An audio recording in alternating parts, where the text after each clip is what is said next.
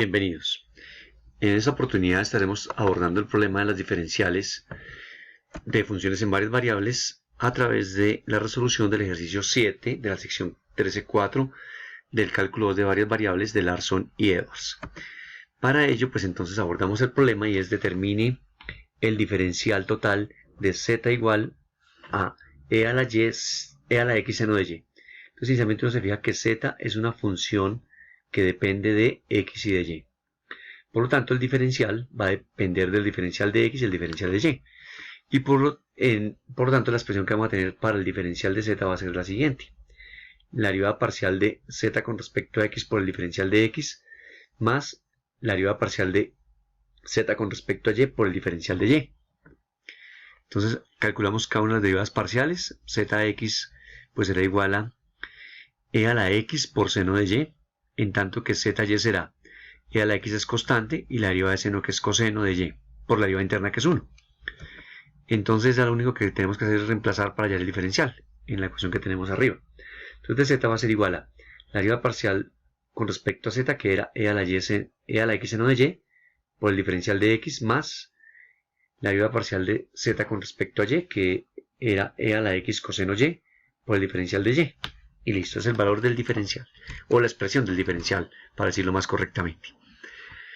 Un segundo ejemplo solicita determinar el diferencial total de w igual a x cuadrado y z cuadrado más seno de xy. Notamos que w va a ser una función que depende de x, y y z. Así que el diferencial de w va a quedar en términos de los diferenciales de las tres variables. Así, la expresión que tenemos que construir es de esta forma.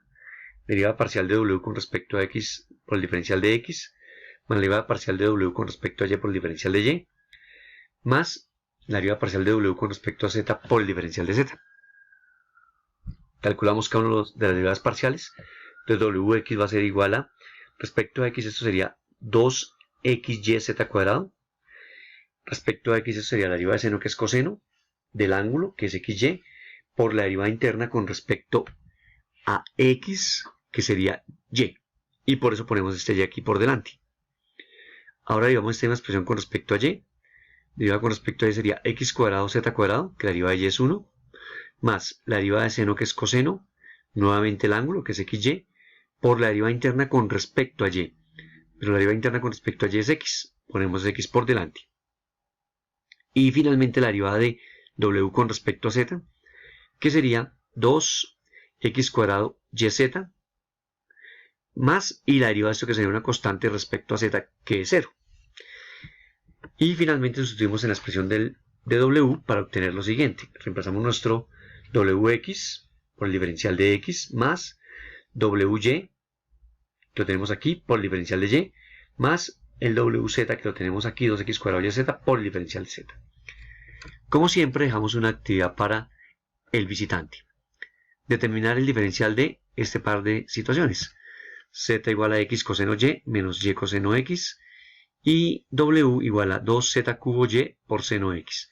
Noten nuevamente que aquí z va a ser una función de x y y, así que tendrá que escribir su expresión en términos de diferenciales de x y de y. Y w, aquí, en el segundo caso, es una expresión que depende de, o una función que depende de x, y y z. Muchas gracias por su visita y deben llegar a lo siguiente en estos dos ejercicios. Por favor, hagan sus procedimientos, evalúen sus derivadas adecuadamente. Esto no tiene mayor lío. Muchas gracias, no olviden dejar sus comentarios.